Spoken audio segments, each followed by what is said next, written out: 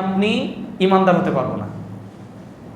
তাকদীরের যেটা কাদার, আল্লাহ রাব্বুল আলামিন যেটা আসমান জমিন সৃষ্টির 50,000 বছর পূর্বে নির্ধারণ করেছেন, এই নির্ধারণ করা বিষয়টি আমাকে আপনাকে মেনে নিতে হবে। কল্যাণের ক্ষেত্রে সেটার প্রশংসা করা, আল্লাহর প্রশংসা করা, এবং অকল্যাণের ক্ষেত্রে আল্লাহ রাব্বুল আলামিনের জন্যে আল্লাহর দিকেই রুজু করা। আল্লাহ এর মধ্যে কল্যাণ রয়েছে, আমাকে সবর করার তৌফিক দান করুন, আমিন।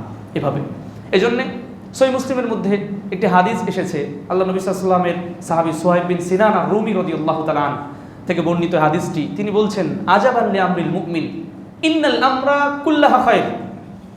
আরে মুমিনের বিষয়টা বড় আশ্চর্যজনক। মুমিন যারা প্রকৃত বিশ্বাসী, যারা প্রকৃত মুমিন, প্রকৃত মুমিনা, এদের বিষয়টা বড়ই আশ্চর্যজনক। ফাইন্নাল আমরা কুল্লাহা খায়র, কারণ এর প্রত্যেকটা পার্ট, প্রত্যেকটা অংশই হচ্ছে কল্যাণকর। এমনকি মানে পৃথিবীতে আর কেউ নেই মুমিনের বিষয়ের মতো এমন। সব বিষয় কল্যাণকর। যখন তার উপরে কোনো বিপদ আসে, যখন সে কোনো মানে কিছু পায় আল্লাহর পক্ষ থেকে, ফাহামিদা, সে আল্লাহর প্রশংসা করে, ফাকানা খায়রাল্লাহ, এটা তার জন্য কল্যাণকর হয়ে যায়। আমি একটা বিষয় পেয়েছি, আমরা স্বাভাবিকভাবে যে কোনো বিষয় আমরা কিন্তু বলার চেষ্টা করি, আলহামদুলিল্লাহ, এটা আল্লাহ আমাকে দিয়েছেন, আলহামদুলিল্লাহ, এটা আল্লাহ আমাকে দিয়েছেন, এটা আল্লাহ আমাকে খাওয়াচ্ছেন, এটা আল্লাহ রাব্বুল আলামিন আমাকে দিয়েছেন, এই বিষয় কিন্তু আমরা বলি। যদি না বলি এটা কিন্তু অনুচিত একজন মুসলিম হিসাবে, কারণ সব কিছু ফায়সালা যে আল্লাহর কাছে, যিনি আমাকে রিজিক দিচ্ছেন। এই জন্য তো আল্লাহ নবী সাল্লাল্লাহু আলাইহি ওয়াসাল্লাম যখন খাবার শেষ হতো তিনি বলতেন, আলহামদুলিল্লাহ, আলহামদুলিল্লাহিল্লাযী আত'আমানি হাযা ওয়া রাযাকানিহি মিন গায়রি হাওলিন মিন্নি ওয়ালা কুওয়া। সকল প্রশংসা আল্লাহর জন্য, যিনি আত'আমানি হাযা, যিনি আমাকে খাওয়াচ্ছেন, মিন গায়রি হাওলিন মিন্নি ওয়ালা কুওয়া, এখানে আমার কোনো চেষ্টা, আমার কোনো ক্ষমতা, আমার প্রচেষ্টা ছিল না, তিনি আমাকে খাওয়াচ্ছেন বিনা চেষ্টায়, বিনা প্রচেষ্টায়। চাকরি মাত্র একটা নামকাস্তে, একটা ওসিলা মাত্র। ব্রেন দিয়েছেন আল্লাহ, ব্রেনের শক্তি দিয়েছেন আল্লাহ, পরীক্ষায় পাশ করেছে, চাকরি পেয়েছে, সবগুলো আল্লাহ সুবহানাহু ওয়া তাআলা আমার চেষ্টা জাস্ট তিনি দিয়েছেন। তো এই যে আল্লাহ রাব্বুল আলামিন দিয়েছেন, নবী সাল্লাল্লাহু আলাইহি ওয়াসাল্লাম বলছেন মুমিনের বিষয়টা বড়ই আশ্চর্যজনক। সে যখন কোনো কল্যাণ পায়, ফাহামিদাল্লাহ, সে আল্লাহর প্রশংসা করে, ফাকানা খায়রাল্লাহ, যখন আল্লাহর প্রশংসা করবে। ওমাই ইয়াশকুর ফাইন্নামা ইয়াশকুরু লিনাফসি, আল্লাহ বলছেন যে আল্লাহর কৃতজ্ঞ ভাজন হবে, সে তার জন্য এটা কৃতজ্ঞতার কাজ করবে। মানে আল্লাহ রাব্বুল আলামিন, ফাযকুরুনি আযকুরুকুম ওয়াশকুরুলি ওয়ালা তাকফুরুন, আমাকে জিকির করো, স্মরণ করো, আমাকে সর্ব অবস্থায়, গোপনে প্রকাশ্যে, সর্ব অবস্থায় আমার জিকির, আমার সালাত, আমার ইবাদত, এগুলোতে মত্ত থাকো, এবং তোমরা আমাকে স্মরণ করো, আমিও তোমাদেরকে স্মরণ করব, আমি তোমাদেরকে বাড়িয়ে দেব। বিভিন্নভাবে বিভিন্ন আয়াত আল্লাহ সুবহানাহু ওয়া তাআলা বলছেন। তো এই যে মুমিন যখন কল্যাণ পাচ্ছে তখন সে আল্লাহর প্রশংসা করছে। নবী সাল্লাল্লাহু আলাইহি ওয়াসাল্লাম বলছেন, আর যখন সে বিপদে পড়ছে, ওই নাসাবাতহু দররা, যখন সে তার উপরে কোনো বিপদ এসে পড়ছে, সে তখন বলছে আল্লাহ ইন্না লিল্লাহ, সে ইন্না লিল্লাহ বলছে, অর্থাৎ সকল কিছু আল্লাহর জন্যে, আল্লাহর জন্য, আল্লাহর ফায়সালা, এটাও তার জন্য কল্যাণকর হয়ে যাচ্ছে, এটাও তার জন্য কল্যাণকর হয়ে যাচ্ছে। নবী সাল্লাল্লাহু আলাইহি ওয়াসাল্লাম এভাবে আমাদেরকে বিভিন্নভাবে তিনি আমাদেরকে উদ্বুদ্ধ করতেন যেন আমরা সর্বদা ধৈর্যের উপরে থাকি, সবরের উপরে থাকি। সাহাবায়ে কেরাম কখনো কখনো এমন হয়েছে তাদের উপরে নির্যাতন, বিশেষ করে মক্কার প্রথম যুগে নবী সাল্লাল্লাহু আলাইহি ওয়াসাল্লাম 13টি বছরের শুরুর দিকে প্রথম 3 বছর গোপনে দাওয়াত দিলেন, তারপরে আল্লাহর পক্ষ থেকে ওহীপ্রাপ্ত হয়ে প্রকাশ্যে দাওয়াত দিতে শুরু করলেন। এরপরে একের পর এক তার উপরে বিভিন্ন জুলুম, শুধুমাত্র তার উপরে না, সাহাবায়ে কেরাম একেবারে খুব মানে চূড়ান্ত পর্যায়ে যেয়ে বলছেন, হে আল্লাহর নবী সাল্লাল্লাহু আলাইহি ওয়াসাল্লাম, আপনি আমাদের জন্য একটু দোয়া করুন, আপনি আমাদের জন্য একটু দোয়া করুন, কল্যাণের দোয়া করুন, আমরা আর থাকতে পারছি না। তোমরা কি এত সহজেই আল্লাহর কল্যাণ পাবে? আর পূর্ববর্তীদের উপরে তাদের দিন ধর্ম পালন করার কারণে তাদের কাউকে কাউকে দ্বিখণ্ডিত করে দেওয়া হয়েছে, তাদের মাথার মধ্যখান দিয়ে করাত চলে গেছে, তারপরেও আল্লাহর বিধানের উপরে, আল্লাহর ফায়সালার উপরে তারা সবর করে, ধৈর্য ধারণ করে পৃথিবী থেকে বিদায় নিয়েছে। আজকে আমাদের যদি এরকম করে পরীক্ষা আসতো, তাহলে আমরা যে কোথায় পালাতাম। আমরা এমনিতেই দিন ধর্ম পালন করি, কিন্তু একটু চিন্তা করি না যে আল্লাহ আমাকে যে কোনো সময় পরীক্ষা নিতে পারেন।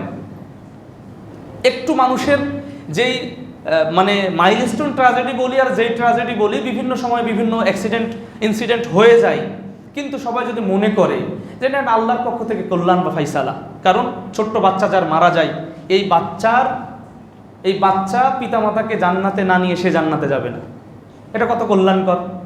ছোট্ট বাচ্চা, আপনার মাসুম বাচ্চা মারা গেছে, হয়তোবা মায়ের পেটে রূহ এসেছিল, রূহ আসার পরে সেই সন্তান চলে গেল, অথবা পৃথিবীতে এসে চলে গেছে, অথবা 7, 8, 10 বছর বা বালেগ হওয়ার পূর্বেই পৃথিবী থেকে বিদায় নিয়েছে। এই সন্তান আপনার আমার জন্য কতটা না কল্যাণকর, কিন্তু আমরা সবর করতে পারি না, আমরা ধৈর্য ধারণ করতে পারি না।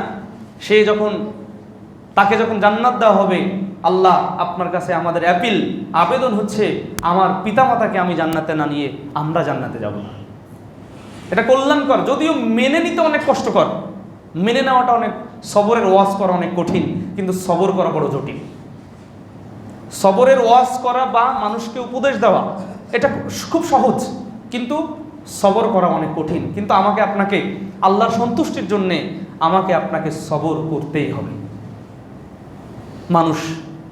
মানুষের যে শাহাওয়াত, মানুষের যে প্রবৃত্তি, মানুষের এমনির মানে খেল খায়েশ যেটা, এটাকে আমাকে আপনাকে যদি আপনি যদি অবদমিত করতে পারি। একটা রিজিক আমার আসতেছিল, হয়তোবা রিজিকটা বন্ধ হয়ে গেছে, আমি আর একজনকে দোষ দিচ্ছি, অথবা আর একজনকে দোষারোপ করছি, আপনি মেনে নেই না, কারণ ওটা আমার আপনার রিজিকে বরাদ্দ ছিল না। কেউ যারা নাস্তিক টাইপের, তারা কটাক্ষ করে বলে হুজুরেরা বড্ড ঝামেলা, যখন না পায় তখন বলে এটা তাকদিরে ছিল না। আস্তাগফিরুল্লাহ, আস্তাগফিরুল্লাহ, এরকম কথা আমরা বলতে শুনেছি যে বড্ড সমস্যা, আপনি যখন না পান তখন বলেন এটা আল্লাহ আমার রিজিকে ছিল না। তাই আশ্চর্য ব্যাপার, এ কেমন কথা? তার মানে কি তাকদিরের ফয়সালা তার, এই বিষয়ে কিন্তু তার বিশ্বাস নেই। যদি তিনি না বুঝে বলেন তাহলে ভিন্ন কথা, আর যদি বুঝে বলেন তাহলে তার মুশকিল আছে। দ্বিতীয় প্রকার আমরা বলছিলাম আসসাবরু আনিল মাসিয়া, পাপ থেকে নিজেকে বাঁচানো। পাপ থেকে নিজেকে বাঁচানো, অসংখ্য পাপ। আমি যখন পথে বের হব, রাস্তায় বের হব, মোবাইলটা ধরবো, সর্বদা দেখেন আমার আপনার সামনে পাপের হাতছানি আর হাতছানি, পাপের হাতছানি আর হাতছানি, শুধুই নজর পাপ, শরীর, মন, তারপরে বিভিন্নভাবে আমার আপনার পাপের হাতছানি। মানুষের পাপ করা অনেক সহজ হয়ে গেছে। আবার এর বিপরীতটা যদি ধরি, তাহলে জান্নাতে যাওয়ার জন্য উপকরণ আমার আপনার জন্য অনেক সহজলভ্য।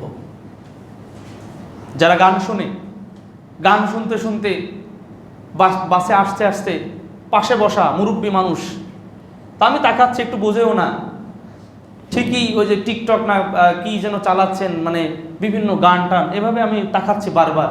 কোনো বোধ শক্তি নেই, বোধ নেই, বুদ্ধি নেই। মানে যে একজন মানে মানুষের হিতাহিত বোধ, আসলে তার এই বয়সে কি করা উচিত? ও যদি মোবাইল চালাতেই হয় তাহলে একটু কোরআন তেলাওয়াত শুনতে শুনতে আসতে পারতো, অথবা একটু দোয়া কালাম পড়তে পড়তে আসতে পারা যেত, আরও অনেক কিছু করা যেত। কিন্তু তা না করে ওই অবস্থায় যদি পৃথিবী থেকে বিদায় নিতে হয়, ওই অবস্থায়, কারণ রোড অ্যাক্সিডেন্ট হচ্ছে, এমন অবস্থায় পৃথিবী থেকে বিদায় নিতে হলো, ওই সিনেমা দেখতে দেখতেই শেষ। আল্লাহ রাব্বুল আলামিন তিনি তখন কি ফায়সালা রেখেছেন তার, বা আমার আপনার আমল নামায় যদি আমরা এমনটি করি, এর বিপরীতে কিন্তু বহু কিছু করা যায়। আল্লাহ রাব্বুল আলামিন আমাদের হেফাজত করুন, আল্লাহুম্মা আমিন। নবী সাল্লাল্লাহু আলাইহি ওয়াসাল্লাম এভাবে বিভিন্নভাবে পাপকে বর্জন এবং সাওয়াবকে অর্জন করার জন্য বিভিন্ন উপদেশ, বিভিন্ন নসিহা এবং বিভিন্ন উপমা বিভিন্নভাবে উপস্থাপন করেছেন। এদিকে আমাদের ধাবিত হওয়া উচিত। তো যেই বিষয়টা বলছিলাম যে তৃতীয় প্রকার যেটা নবী সাল্লাল্লাহু আলাইহি, মানে তৃতীয় প্রকার যেটা আসসাবরু আলা কাদারিল্লাহি ওয়া কাদাই, অর্থাৎ আল্লাহ যেটা আসসাবরু আনিল মাসাইব, বা যেই অকল্যাণগুলো আমাদের কাছে মনে হয়, মানে যেটা কষ্ট, দুঃখ, আরও বিভিন্ন রকম সমস্যা, এই যে বিষয়গুলো, এই বিষয়গুলোর প্রতি যদি আমরা সবর করতে পারি, তাহলে আমাদের জন্য আরও পুরস্কার রয়েছে। আল্লাহ রাব্বুল আলামিন, আমরা যেটা বললাম যে ধৈর্যের যে তৃতীয় প্রকার, আল্লাহ যে বিধান আমার আপনার জন্য নির্ধারণ করেছেন, যেই তাকদীর আমার আপনার জন্য ফায়সালা, যেটা আমার আপনার জন্য নির্ধারিত, এটার উপর যদি বিশ্বাস করি, তাহলে সূরা বাকারার 156, 57 এবং 155, 56 এবং 57 নম্বর আয়াত, এই তিনটি আয়াত আল্লাহ রাব্বুল আলামিন আজকে আমাদের বিভিন্ন সময়ে বিভিন্ন বিপদ আপদে আমরা পড়ে থাকি। আল্লাহ রাব্বুল আলামিন তিনি বলছেন, ওয়ালানাবলুওয়ান্নাকুম বিশাইইম মিনাল খাউফি ওয়াল জু ওয়া নাকসিম মিনাল আমওয়ালি ওয়াল আনফুসি ওয়াস সামারাত ওয়া বাশশিরিস সাবিরিন। দেখেন না, এই আয়াতগুলোর মধ্যে আল্লাহ সুবহানাহু ওয়া তাআলা যদি আয়াতগুলো শেষ অংশ বলছেন এই পরীক্ষাগুলো নেওয়া হবে এই পরীক্ষা নিয়ে যারা উত্তীর্ণ হবে, হে আল্লাহর নবী আপনি তাদেরকে সুসংবাদ দিন যারা এটার প্রতি ধৈর্য ধারণ করবে। ওয়াবাশশিরিস সাবিরিন, তাদেরকে আপনি সুসংবাদ দিন যারা সবরকারী। আল্লাহর সুসংবাদ বলতে কি? আল্লাহর সুসংবাদ বলতে ক্ষমা, আল্লাহর সুসংবাদ বলতে জান্নাত। এই জন্য বলা হয়েছে আশারায়ে মুবাশশারা, অর্থাৎ 10 জন সুসংবাদ প্রাপ্ত সাহাবী। তার মানে কি? সুসংবাদ জান্নাতির সুসংবাদ, আল্লাহর ক্ষমা। আল্লাহর ক্ষমা যদি পেয়ে যায়, আল্লাহর জান্নাত যদি ব্যক্তি পেয়ে যায়, তাহলে আর ব্যক্তির জন্য কি চাই? যেই ব্যক্তির সন্তান মারা যাচ্ছে, কারোর বা স্ত্রী, কারোর বা মানে স্বামী এইভাবে যে মারা যাচ্ছে, এগুলো একটু যদি আমরা সবর করার চিন্তা করি, যে যেই স্বামী বা যেই স্ত্রী বা যে সন্তান মারা গেল, আমি যদি ভালো আমল করি, তাহলে আল্লাহ রাব্বুল আলামিনের বিধান অনুযায়ী, তার ফয়সালা অনুযায়ী পরকালীন দিবসে আবারও তাদের সাথে মিলিত হওয়ার পথ রয়েছে। আমার সন্তান মারা গেছে, আমার বাবা মারা গেছেন, আমার স্ত্রী মারা গেছেন, আমার আরও অন্যান্য আত্মীয় স্বজন মারা গেছেন, যদি আমি ভালো আমল করি এবং তারাও ভালো আমলকারীদের অন্তর্ভুক্ত হয়, উভয়কেই সবাইকে আল্লাহ রাব্বুল আলামিন আবার জান্নাতে মিলিত করবেন। তাহলে ইহকালীন জীবন মুমিনদের কিন্তু কোনো ক্ষয় লয়, ভয়, কোনো পরাজয় নেই। আল্লাহ রাব্বুল আলামিন কেন বললেন ওয়ালা তাহিনু ওয়ালা তাহজানু ওয়া আনতুমুল আলাউন ইন কুনতুম মুমিনিন? আরে তোমরা হীনবল হও না, তোমরা চিন্তিত হও না, আরে তোমরাই বিজয়ী ইন কুনতুম মুমিনিন, যদি তোমরা প্রকৃত ঈমানদার হতে পারো। আজকে ঈমানদার হওয়া বড় অভাব। ঈমান বলতে কি বোঝায়? ঈমান কতটুকু রাখা দরকার? মুসলিম সমাজে, মুসলিম জীবনে, মুসলিম কলবে এটার বড়ই অনুপস্থিতি। আল্লাহ আমাদেরকে প্রকৃত ঈমানদার হওয়ার তৌফিক দান করুন, আল্লাহুম্মা আমিন। পথে ঘাটে দেখলে, পথে চললেই বড় আফসোস হয়, পথে বের হলেই বড় আফসোস হয়। যদিও আমি আপনি অনেক গুনাহগার, গুনাহের শেষ আমাদের হয়তো বা নেই, তারপরও আফসোস এতটুকু হয় যে মানুষ মানুষের মতোই চলছে। এতটুকু বোধোদয় কি মানুষের হবে না? তাকে কেন সৃষ্টি করা হলো? সে বা কোথা থেকে আসলো? তাকে বা কোথায় ফিরে যেতে হবে? এই 3টি প্রশ্ন যদি একটু মানুষের এই বিবেকে নাড়া দিত, যে তাকে কেন সৃষ্টি করা হলো, সে তাকে কেনই বা পৃথিবীতে নিয়ে আসা হলো, আবার তাকে যে ফিরে যেতে হবে, তাকে কোথায় যেতে হবে, এই চিন্তা, এই বোধশক্তি, এই বুদ্ধি, একটু বিবেক যদি মানুষকে নাড়া দিত, তাহলে কতই না সুন্দর হতো। আল্লাহ আমাদের এই হৃদয়টাকে যেন মুমিনদের হৃদয়ের মতো, এবং মুমিনরা যেভাবে হেদায়েত প্রাপ্ত হয়েছে, যেভাবে আমরা কুনুত দোয়ায় কুনুত পাঠ করি, আল্লাহুম্মা হদিনি ফিমান হাদাইত, হে আল্লাহ আপনি আমাকে সেই হেদায়েতকারীদের অন্তর্ভুক্ত করে দিন যাদেরকে আপনি হেদায়েত দিয়েছেন। আমরা এই দোয়া পাঠ করি, আল্লাহুম্মা হদিনি ফিমান হাদাইত ওয়া আফিনি ফিমান আফাইত, হে আল্লাহ আপনি আমাকে সুস্থ করে দিন, যেমনিভাবে আপনি অসংখ্য মানুষ পূর্বে যারা আপনার প্রকৃত বান্দা তাদেরকে আপনি সুস্থ করেছেন, তাদেরকে আপনি পূর্ণ মানে সুস্থতা দিয়েছেন, আপনি তাদের কাতারে আমাকেও রাখুন। এই যে দোয়াগুলো কতটা পাওয়ারফুল! যদি একটা দোয়া কবুল হয়ে যায়, কোনো একদিনের দোয়া, আল্লাহুম্মা হদিনি ফিমান হাদাইত, হে আল্লাহ আপনি আমাকে তাদের অন্তর্ভুক্ত করুন আপনি যাদেরকে হেদায়েত দিয়েছেন। তো হেদায়েত যদি পেয়ে যায়, আর কি চাই পৃথিবীতে? আমার আপনার হৃদয়টা যেন এমন হয়, এই পৃথিবী থেকে আপনি পৃথিবীতে এসেছি যেন আল্লাহর সন্তুষ্টি নিয়ে পৃথিবী থেকে বিদায় নিতে পারি। লোভ আসতে পারে, কিন্তু লোভ যেন আমাকে গাফেল না করে, লোভ যেন আমাকে গাফেল না করে। কারণ একই সাথে একজন মুমিন পরীক্ষা দিবেন না, একজন মুমিন ধৈর্য ধারণ করবেন না, সবরের পরীক্ষা দিবেন না, এটা কি করে হয়? আল্লাহ নবী সাল্লাল্লাহু আলাইহি ওয়াসাল্লাম তিনি বিভিন্নভাবে নসিহা করেছেন। এইভাবে আনসারী সাহাবী নবী সাল্লাল্লাহু আলাইহি ওয়াসাল্লামের কাছে আসলেন, এসে বলছেন, হে আল্লাহর নবী সাল্লাল্লাহু আলাইহি ওয়াসাল্লাম, আইয়ুন নাসি আশাদ্দু বালা, পৃথিবীতে সব থেকে বেশি, এটা কিন্তু সুপারলেটিভ ডিগ্রি, মানে সব থেকে বেশি পরীক্ষা নেওয়া হয় কাদেরকে? তিনি তো বললেন, উত্তর দিলেন, আল আম্বিয়া, সব থেকে বেশি পরীক্ষা নিরীক্ষা করা হবে নবীদেরকে, সুম্মাল আমসালু ফাল আমসাল, এরপরে যাদের ঈমান, ফাইন কানা ফি দীনি সুলবান ইশতাদ্দা বালাউ, যদি তার দ্বীনের মধ্যে কঠোরতা থাকে। অনেকে বলে না, আরে আহলে হাদিসরা চরমপন্থী। আরে আহলে হাদিসরা চরমপন্থীও নয়, শৈথল্যবাদীও নয়। আলহামদুলিল্লাহ, পবিত্র কোরআন ও সহিহ হাদিসের যারা নিঃশর্ত অনুসারী, তারা হচ্ছে মধ্যমপন্থী। চরমপন্থী কি? আপনি যদি বলেন আমি বিদআতে চরমপন্থী, আমরা বলবো আমরা সুন্নাতে চরমপন্থী। আপনি যদি বলেন আমরা বিভিন্ন তন্ত্রে মন্ত্রে চরমপন্থী, আমরা বলবো আমরা তাওহীদে মানে চরমপন্থী। আপনি যদি বলেন বিধর্মীদের বিভিন্ন নিয়ম কানুন মেনে আপনি চরমপন্থী, আমি খেলাফত নিয়ে চরমপন্থী। আপনি যদি বলেন আমি কুফর নিয়ে চরমপন্থী, আমি বলবো অবশ্যই তাওহীদ নিয়ে চরমপন্থী। একটা ভেতরে জাজবা থাকা দরকার, ভেতর মরলে হবে না। আমি মুমিন, আমার একটা স্পিড থাকতে হবে, আমার একটা গতি থাকবে। যে কোনো জায়গায় সমাজে আজকে অহরহ অন্যায় হচ্ছে, মানুষ দেখেই যাচ্ছে, কিন্তু মানুষকে যে একটু ওখানে বাধা দেওয়া দরকার, একটু প্রতিরোধ গড়ে তোলা দরকার। সবাই মনে করে যে না আমি সেবে থাকলে হয়েছে, কিন্তু আমাকে আপনাকে এটাও ভাবতে হবে আজকে আপনি বেঁচে গেলাম, কিন্তু আমার পরবর্তী প্রজন্ম এই বাধায় তারা কিন্তু পড়বে। এজন্য সমাজটাকে সুন্দর করতে গেলে জামাতবদ্ধ প্রচেষ্টা এবং আপনার আমার একতাবদ্ধ হওয়া দরকার।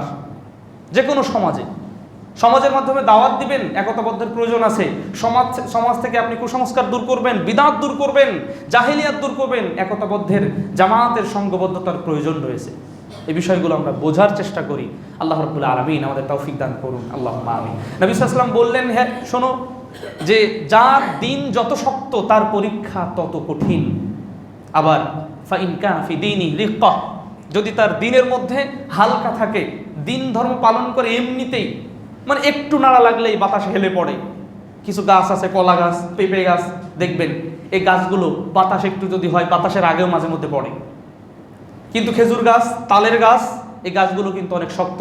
নবী সাল্লাল্লাহু আলাইহি ওয়াসাল্লাম মুমিনের উদাহরণ দিতে যে খেজুর গাছের কথা বলেছেন, এই গাছ কিন্তু অনেক শক্ত। খেজুর গাছ কিন্তু সহজে ঝড়ে টড়ে ভাঙে না, পড়েও না। এর কিন্তু একটা বৈশিষ্ট্য রয়েছে। তো যাই হোক, মুমিন হতে গেলে আমাদের সবরের বিষয়টা রাখতে হবে। আল্লাহ রাব্বুল আলামিন বললেন যে ইন্নাল্লাযীনা ক্বালু রাব্বুনাল্লাহ, আল্লাহ সুবহানাহু ওয়া তাআলা বলছেন যে ওয়ালানাবলুওয়ান্নাকুম বিশাইইম মিনাল খাউফি ওয়াল জু ওয়া নাকসিম মিনাল আমওয়াল, নিশ্চয় যাদের ভয় ভীতি, সম্পদের কমতি, তারপরে আরো যত কিছু আছে এতগুলো, ওয়া নাকসিম মিনাল আমওয়ালি ওয়াল আনফুসি ওয়াস সামারাত, এভাবে কমতি, কখনো ফল ফসল। কৃষক তার ধান পেকে যাবে, কিছুদিন পরে পেকেছে, কিছুদিন পরে কাটা হবে, কিন্তু এমন বন্যা আসলো, সেই বন্যা দিয়ে সেই ধান তলিয়ে গেছে। আপনি আমি কি আল্লাহর প্রতি মন খারাপ করব? না, আপনি আমি চিন্তা করি না। দেখেন পরের বছর আল্লাহ রাব্বুল আলামিন ধানে এমন ফলন দেন যে ফলনটা পূর্বের সেই মানে ব্যাকআপটা হয়ে যায়। আলহামদুলিল্লাহ। আমার আপনার উপরে বিপদ এসেছে, হয়তোবা বিপদ আসলেই দেখবেন টাকার প্রয়োজন, ওই টাকাটা কোনো না কোনোভাবে আল্লাহ রাব্বুল আলামিন জোগাড় করে দেন, হয়ে যায়। কোনোদিন কিন্তু বেঁধে থাকি না, আল্লাহ রাব্বুল আলামিন ব্যবস্থা করেন।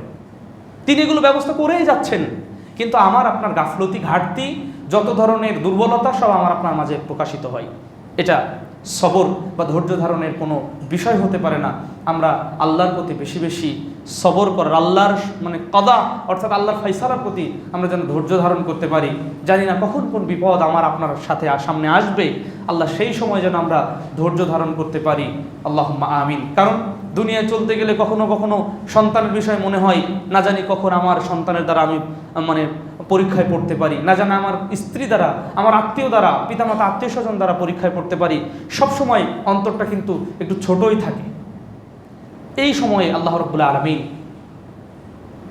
যে ফায়সালা দিয়েছেন, সেই ফায়সালার প্রতি আমাকে আপনাকে অবশ্যই সন্তুষ্ট থাকতে হবে। ওয়ালানাবলুওয়ান্নাকুম বিশাইইম মিনাল খাউফি ওয়াল জু ওয়া নাকসিম মিনাল আমওয়ালি ওয়াল আনফুসি ওয়াস সামারাত ওয়া বাশশিরিস সাবিরিন আল্লাযীনা ইযা আসাবাতুহুম মুসিবা, যখন তাদের উপরে কোনো মুসিবত এসে পড়ে, বিপদ এসে পড়ে, ক্বালু, তারা বলে, ইন্না লিল্লাহ, আমরা তো আল্লাহর জন্যে, ওয়া ইন্না ইলাইহি রাজিউন, এবং আমরা তো তার দিকে সবাই প্রত্যাবর্তিত হব।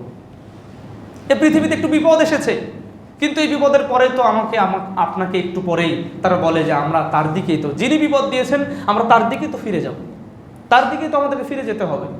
সুতরাং আমাকে আপনাকে অবশ্যই এই জায়গায় একটু সবর করার চেষ্টা করতে হবে। আল্লাহ সুবহানাহু ওয়া তাআলা তিনি বলছেন যে তারাই সফলকাম, তারাই হেদায়েত প্রাপ্ত, যারা এই সমস্ত সবরের উপরে তারা বিরাজিত থাকবে, সবর যারা করবে। আল্লাহ রাব্বুল আলামিন আমাদেরকে প্রকৃত সবরকারীদের, ধৈর্য ধারণকারীদের অন্তর্ভুক্ত আমাদেরকে করুন, আল্লাহুম্মা আমিন। আমরা আজকে ধৈর্য ধারণ করতে পারছি না একটু বিপদে, যদি আমরা বলি যে বিমান দুর্ঘটনা বলি, আরও বিভিন্ন বাস অ্যাক্সিডেন্ট, লঞ্চ ডুবি, এটা অনাকাঙ্ক্ষিত। কিন্তু আমরা যদি লক্ষ্য করি, আপনি আমি প্রত্যেকটা ক্ষণ, প্রতিটা দিন আমাদের হৃদয় কাঁদে, প্রতিটা দিন, কিন্তু কিছুই মনে হয় যেন করণীয় নেই। তবে হ্যাঁ, একটা করণীয় কিন্তু অবশ্যই রয়েছে। আজকে ফিলিস্তিন বা ছোট্ট শিশু খাবার আনতে গেছে, খাবার আনতে যাওয়ার কারণে ওই বর্বর ইহুদিদের তাকে দেখেই তাকে গুলি করেছে। ছোট্ট শিশু, 5 অথবা 6 বছরের সন্তান। এটা যদি আমার ছেলে হতো, এমনিতে তো খাবার ক্ষুধার যন্ত্রণায় তারা ধুকে ধুকে মরছে, আবার যখনই খাবার দেওয়া হচ্ছে সেই খাবার যখন আনতে যাচ্ছে তখন পাখির মতো তাক করে করে টার্গেট করে করে তাদেরকে পৃথিবী থেকে বিদায় করে দেওয়া হচ্ছে। আল্লাহু আকবার। আমার আপনার একটু সবর করতে পারছি না, আর তাদের উপরে যেই নির্যাতনগুলো করছে। ধরুন আমরা মাইলস্টোন ট্র্যাজেডি বলি, যেটা উত্তরার 21শে জুলাই ঘটলো, তো এটা কিন্তু অনাকাঙ্ক্ষিতভাবে বিমান এসে পড়েছে। বিমানের পাইলটের ত্রুটি হোক, বিমানের যান্ত্রিক ত্রুটি হোক, যে কোনোভাবে এটা তাকদির তাদের ছিল। এটা মারা গেছে প্রায় ধরেন 30+-, আবার 70-80 হচ্ছে ইনজুর্ড হয়েছে। তো এই এতটুকু হলো, এটা অনাকাঙ্ক্ষিতভাবে। কিন্তু ওই বর্বর ইহুদিরা, ওই মানে নেতানিয়াহু প্রশাসন বলি, আর ওই মানে পৃথিবীর জালেমরা তাদেরকে দেখে দেখে টার্গেট করে করে মারছে, দেখে দেখে টার্গেট করে করে মারছে। আজকে বাংলাদেশ প্রেক্ষাপটে কমিশন নিয়ে, মানে জাতিসংঘের শান্তি রক্ষা কমিশন নিয়ে আমাদের কেন কথা বলতে হবে, যেখানে ফিলিস্তিন ইস্যুতে জাতিসংঘ শান্তি রক্ষা কমিশন কিছুই করতে পারলো না, যেখানে মায়ানমার ইস্যুতে কিছুই করতে পারলো না, যেখানে কাশ্মীর ইস্যুতে কিছুই করতে পারলো না। ইহুদিদেরই জয় জয়কার। বাংলাদেশে এসে শান্তি রক্ষার জন্য আপনাকে কেন অফিস করতে হবে? আর এদেশে যারা প্রশাসন রয়েছে তারাও বা কেন এটার অনুমোদন দিবেন? আগে অন্য জায়গায় নজির স্থাপন করুন, তারপরে আমাদের দেশে এসে আপনি শান্তির কাজ করুন। আপনার নিজের মধ্যে শান্তি নাই, আপনার নিজের দ্বারা শান্তির কোনো প্রতীক চিহ্ন আমরা পেলাম না, আমাদের দেশে শান্তি প্রতিষ্ঠা করতে চাইেন না। উদ্দেশ্য আমরা বুঝি, উদ্দেশ্য এই দেশের মুসলিমদেরকে ওই আবারও টুইন টাওয়ারের ঘটনা দিয়ে মুসলিমদেরকে জঙ্গি বানানো হবে। এই বিষয়গুলো আমাদের যারা শাসক আছে তাদের একটু বোঝা দরকার, যে যেই ব্যক্তি ব্যর্থ, এই ব্যর্থ লোককে চাকরি দিয়ে আমার কোম্পানিকে কেন নষ্ট করব? যারা ব্যর্থতার বিভিন্ন পরিচয় দিয়েছেন, আমাদের দেশ শান্তিপূর্ণ দেশ, তার এখানে শান্তি রক্ষা মিশন এগুলো করার কি দরকার? আগে নজির স্থাপন করুন। আমরা দোয়া করছি যারা প্রশাসনে আছেন, যারা সরকারে বা উপদেষ্টা বা যারাই বলি না কেন, তাদের জন্য দোয়া করছি এই মুসলিমদের কল্যাণে তাদের একটু বুদ্ধি আল্লাহ রাব্বুল আলামিন দিন, এবং মুসলিম এবং ইসলামের কল্যাণে দিন। কারণ দিন শেষে, নিঃশ্বাস শেষে আমাকে আপনাকে সবাইকে কবরে যেতে হবে। ওখানে বলা চলবে না আমেরিকার পক্ষের মানুষ ছিলাম, না ইন্ডিয়ার পক্ষের ছিলাম, না জার্মানের ছিলাম, এখন কোন পক্ষের বিপক্ষের কোন দলের ছিলাম, সব কিছু বাদ হয়ে যাবে। ওখানে প্রশ্ন যেটা করা হবে ওখানে কিন্তু খবর হয়ে যাবে। সুতরাং আল্লাহর সন্তুষ্টির জন্য, ইসলামের কল্যাণে, মুসলমানদের কল্যাণে, যেহেতু মুসলিমদের দেশ, তাহলে মুসলিমদের জন্য কোনটা কল্যাণকর হবে? নাকি মুসলিমরা যখন একটু শান্তিপূর্ণ কথা বলবে যে না এরা তো জঙ্গির দিকে যাচ্ছে, দেশকে অশান্তির দিকে নিয়ে যাবে, অথচ মানে বিধর্মী না, মানে মুসলিমদেরকে ভারতে বলি, আর ফিলিস্তিন তো আছেই, লক্ষ লক্ষ মানে হাজার হাজার ফিলিস্তিনকে তারা এভাবে শেষ করে দিচ্ছে। কাশ্মীর ইস্যুতে, তারপরে মায়ানমার ইস্যুতে আমাদের উপরে যেই মানে বোঝাটা চাপিয়ে দিয়েছে, এইগুলো বিষয় আগে শান্তি রক্ষা করুন, তারপরে আমাদের দেশে আসুন। এই বিষয়টা একটু বোঝা দরকার। এই সমস্যার সমাধান দেশ পরিচালনা করতে গেলেও আমাদেরকে আরও দূরদর্শী হতে হবে। আল্লাহ আমাদের যারা নেতা আছেন তাদেরকে আরও দূরদর্শী হওয়ার তৌফিক দান করুন, আল্লাহুম্মা আমিন। আর এদেশে এমন কোনো নেতা আপনি পাঠিয়ে দিন যারা ইসলামের জন্যে, মুসলমানদের কল্যাণে কাজ করে। কোনো বিধর্মীদের এজেন্ডা, পার্শ্ববর্তী দেশ বলে আর ডানের দেশ আর বামের দেশ, নিজের দেশের জন্য, মানুষের কল্যাণে, ইসলামের কল্যাণে, মুসলমানদের কল্যাণে কাজ করার তৌফিক আল্লাহ আপনি তাদেরকে দান করুন, আমিন।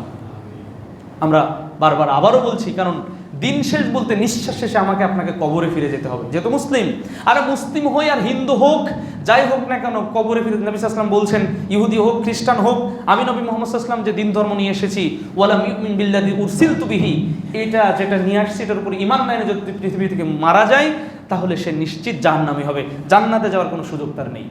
আজকে সব ইহুদি বলি, খ্রিস্টান বলি, বিধর্মী বলি, সবার কাছে কিন্তু ইসলাম যে আছে, এটা যে চূড়ান্ত ধর্ম, কোরআনের মধ্যে যে কোনো ভুল নেই, এই বিষয়গুলো সবাই কিন্তু জানে, কিন্তু মানে না। না মানলে কি হবে? নবী সাল্লাল্লাহু আলাইহি ওয়াসাল্লাম যেভাবে সহিহ মুসলিমের মধ্যে বলছেন, সবাইকে কিন্তু জাহান্নামে যাওয়াই লাগবে। আল্লাহ রাব্বুল আলামিন আমাদের সবর নিয়ে আমরা কথা বলছিলাম। সবর বলতে আমাদের সর্বদা আল্লাহর আনুগত্যে সবর করা। আল্লাহ যেই কাজগুলো বলেছেন, যেই কাজ করতে বলেছেন, এই সবর করাটা কঠিন। শুধুমাত্র যে সবরের কথা আমরা বলি, আমাদের ওই ধারণা কিন্তু ত্রুটিযুক্ত। আর দ্বিতীয় বিষয় হচ্ছে, আল্লাহ যেই বিধান দিয়েছেন, আল্লাহ যে পাপ যেগুলো রেখেছেন, সেই পাপ থেকে নিজেকে বাঁচানো। সেই পাপ থেকে নিজেকে বাঁচানো, এটা হচ্ছে সবরের দ্বিতীয় প্রকার।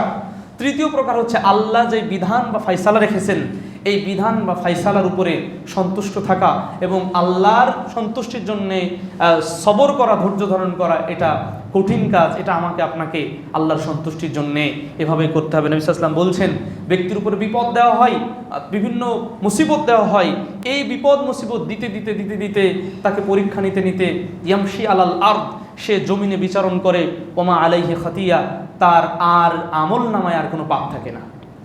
আমার আপনার বিভিন্ন বিপদ মুসিবত, বিভিন্ন ঝড় ঝঞ্ঝা, আরও কিছু আল্লাহ রাব্বুল আলামিন দিতে পারেন আমাকে আপনাকে পরীক্ষা নেওয়ার জন্যে। অতএব আমরা যেন সেই পরীক্ষায় উত্তীর্ণ হতে পারি। দুনিয়ার এই পরীক্ষা এটা খুব ছোট্ট, কিন্তু আখিরাতের পরীক্ষায় যেন আমরা উত্তীর্ণ হতে পারি। আল্লাহ আমাদের তৌফিক দান করুন, আল্লাহুম্মা আমিন। সাথে সাথে আমরা যারা অসুস্থ রয়েছি আল্লাহ আমাদের পূর্ণ সুস্থতা দান করুন, আল্লাহুম্মা আমিন। আমরা বলবো এক্ষেত্রে আমরা ধৈর্য ধারণ করার ক্ষেত্রে আমরা আল্লাহর পাপের দিক বিবেচনায় যদি আমরা করি, বাতিল যখনই আসুক না কেন, যে কোনো ডালি নিয়ে আসুক না কেন, সেটা গোলাপ ফুলের ডালি হোক, সেটা রজনীগন্ধার ডালি নিয়েও আসুক না কেন, বাতিল আমার জীবনে কোনোদিন থাকবে না। হক এবং বাতিল কখনো একসাথে থাকতে পারে না। বাতিল আপনার সামনে হাতছানি দিয়েছে, বাতিল চলবে না, কোরআন এবং সহিহ সুন্নাহ চলবে। এমন কোনো বিধর্মীয় রীতিনীতি কালচার আপনার সামনে এসেছে, আপনি যদি জড়িত থাকি সব বিষয় বাদ দিয়ে আল্লাহ এবং তার রাসূলের পথে চলতে হবে। আমি যদি বাদ না দেই, মনে হবে যে না এতে কল্যাণ রয়েছে, মনে হবে দুনিয়ার কিছু পাবো আমি ক্ষমতা দিয়ে, দুনিয়ার কোনো রাজনীতি দিয়ে, দুনিয়ার কোনো নীতি দিয়ে, দুনিয়ার কোনো তন্ত্র রাজনীতি গণতন্ত্র দিয়ে, আরও বহু কিছু দিয়ে আমার সামনে আপনার সামনে আসবে। হক বাতিল কখনো এক হতে পারে না। যদি সেটা ইসলাম সমর্থিত হয় তাহলে সেটা আমি গ্রহণ করব, যদি সমর্থিত না হয়, তাগুত হয়, আমাকে সর্বদা বেঁচে থাকতে হবে। এটাও কিন্তু সবর। আমরা একথাও দ্বিতীয় প্রকারে বলেছি, এটা কঠিন বিষয়। সব বিষয়কে বাদ দিয়ে আল্লাহ এবং তার রাসূলের বিধানকে মেনে নেওয়া এবং আল্লাহ যে বিধান দিয়েছেন এটাকে মেনে নেওয়া, এই 3.5 হাত বডিতে, এটা কিন্তু সবরের বড় প্রকার। এই প্রকারে আমরা কিন্তু যদি টিকতে না পারি তাহলে কিন্তু আমাদের ইহকাল কল্যাণ এবং পরকালে মুক্তি কিন্তু আমরা আশা করতে পারবো না। আল্লাহ রাব্বুল আলামিন যেটাই হক, যেটাই কল্যাণকর, যেটাই তাওহীদ, যেটাতে আল্লাহর সন্তুষ্টি রয়েছে, যেটা নবী সাল্লাল্লাহু আলাইহি ওয়াসাল্লামের নির্দেশ রয়েছে, যেটাতে জান্নাত রয়েছে, যেই কাজ করলে জাহান্নাম থেকে বেঁচে থাকা যাবে, সেই কাজের সাথে সংশ্লিষ্ট থাকা, সেই কাজে আঞ্জাম দেওয়া, সেই কাজে আমার আপনার জন্য সহযোগিতা থাকে। আল্লাহ আপনি আমাদেরকে কবুল করুন, আল্লাহুম্মা আমিন। দুনিয়ার কোনো লোভ, দুনিয়ার কোনো ঝোঁক, দুনিয়ার কোনো খেল তামাশা, দুনিয়ার কোনো না পাওয়া অতৃপ্তি, এগুলো যেন আমাদেরকে দিন থেকে, আমাদের ইসলাম থেকে, আমাদের পরকাল থেকে গাফেল না করে। আল্লাহ আপনি আমাদেরকে হেফাজত করুন, আল্লাহুম্মা আমিন। আমরা যারা উপস্থিত হয়েছি আল্লাহ আমাদেরকে ক্ষমা করে দিন, আল্লাহ আমাদের সবর করার তৌফিক দান করুন, আল্লাহুম্মা আমিন। আল্লাহ আমাদের মাঝ থেকে যারা চলে গেছেন আল্লাহ আপনি তাদেরকে ক্ষমা করে দিন, আল্লাহুম্মা আমিন। যারা এদেশে প্রকৃত ইসলামের দাওয়াত দিচ্ছে, পবিত্র কোরআন ও সহিহ হাদিসের দাওয়াত দিচ্ছে, যারা বলছেন আসুন পবিত্র কোরআন ও সহিহ হাদিসের আলোকে জীবন গড়ি, তারা যেন নিজেরা জীবন গড়তে পারেন এবং আমরা যেন জীবন গড়তে পারি, এবং আমরাও যেন সবাই পবিত্র কোরআন ও সহিহ হাদিসের আলোকে নিজের ব্যক্তিগত জীবন, পারিবারিক জীবন, সামাজিক জীবন, বৈশ্বিক এবং সব জীবনটা যেন কোরআন ও সহিহ হাদিসের আলোকে ঢেলে সাজাতে পারি। আল্লাহ আমাদের তৌফিক দান করুন, আল্লাহুম্মা আমিন আমিন। সাথে সাথে যারা চলে গেছেন আমরা তাদের গুনাহগার উত্তরসূরি হিসেবে দোয়া করছি, আল্লাহ আপনি তাদের ভুল ত্রুটি ক্ষমা করে দিন। আপনি আমাদের মাঝ থেকে আত্মীয় স্বজন, পিতামাতা অনেকের চলে গেছেন, আপনি তাদের ভুল ত্রুটি ক্ষমা করে দিয়ে জান্নাতের মেহমান হিসাবে কবুল করে নিন, আল্লাহুম্মা আমিন। খুতবার শেষে আবারও দোয়া করছি, আল্লাহ ফিলিস্তিন ভাই বোনদের যেই দৃশ্যগুলো আমরা দেখে থাকতে পারছি না, আমাদের করণীয় এই সময়ে দোয়া ছাড়া আর কিছুই নেই। আরেকটি বিষয় যেটা আপনাদের যদি বিশ্বস্ত কোনো প্রতিষ্ঠান থাকে সেখানে ফিলিস্তিন ভাই বোনদের টাকা দিয়ে আপনারা সহযোগিতা করতে পারেন। আলহামদুলিল্লাহ আমরা আমাদের যে সাংগঠনিক যে বেজ রয়েছে সেখানে কিন্তু ডক্টর আহমদ আবদুল্লাহ সাকিব ভাই, মোহতারাম আমিরে জামাতের ছেলে, তার বন্ধু ওখানে একজন ডক্টর আছে, তার মাধ্যমে আমরা টাকাটা পাঠিয়ে সেখানে আমাদের মিশরি ছাত্র রয়েছে, আমাদের মার্কাজেরই ছাত্র, তাদের মাধ্যমে কিন্তু সেখানে খাবার বিতরণ চলছে, বিভিন্ন সময় রান্না করা খাবার, কখনো কখনো অন্য হাদিয়া তোহফা দেওয়ার চেষ্টা করা হচ্ছে। এখানে কয়েকটা কাজ, একটা হচ্ছে ইহুদিদের পণ্য বর্জন করা সর্ব অবস্থায়, দেশীয় পণ্যের মধ্যে আমাদেরকে সন্তুষ্ট থাকতে হবে, বিদেশি পণ্যের চাইতে দেশের পণ্য যেগুলো আছে সেগুলো চেষ্টা করতে হবে। যদি একান্ত না পাই, তাই বলে আমি বলছি না কিন্তু ওটা ব্যবহার করা হারাম, যদি না পাই তাহলে আপনাকে সেটা নিতে পারি। আর সাথে সাথে তাদের জন্য বেশি বেশি দোয়া করা, তাদের জন্য বেশি বেশি দোয়া কর। আল্লাহ আপনি ফিলিস্তিন ভাই বোনদেরকে রক্ষা করুন, ছোট্ট ছোট্ট সন্তানদেরকে রক্ষা করুন, তাদেরকে আপনি হেফাজত করুন, তাদেরকে জান্নাতের মেহমান করুন। এভাবে আমাকে আপনাকে একজন মুসলিম হিসাবে, মুমিন হিসাবে দোয়া করা উচিত। সাথে সাথে আমার আপনার যতটুকু সাধ্য রয়েছে ততটুকু আমি কিন্তু সহযোগিতা করতে পারি তাদের জন্যে। যার যেভাবে বিশ্বস্ত জায়গা রয়েছে সেই জায়গা থেকে আপনারা সহযোগিতা করবেন বলে আমরা অনুরোধ জানাচ্ছি। আপনি সুন্দর খাচ্ছি, আপনি সুন্দর বাড়িতে থাকছি, তাদের থাকারও জায়গা নেই, বস্তিতে থাকে, ওই জালেমরা বস্তিতে যে মানে বোম্বিং করছে। আল্লাহ আপনি তাদেরকে ধ্বংস করে দিন এবং মুসলিমদেরকে আপনি নুসরা দান করুন, সহযোগিতা দান করুন। আল্লাহুম্মা আমিন। আকুলু কাউলি হাযা ওয়া আস্তাগফিরুল্লাহি ওয়া লাকুম ওয়া লিসাইরিল মুসলিমিন ফাস্তাগফিরু ইন্নাহু হুয়াল গফুরুর রহিম।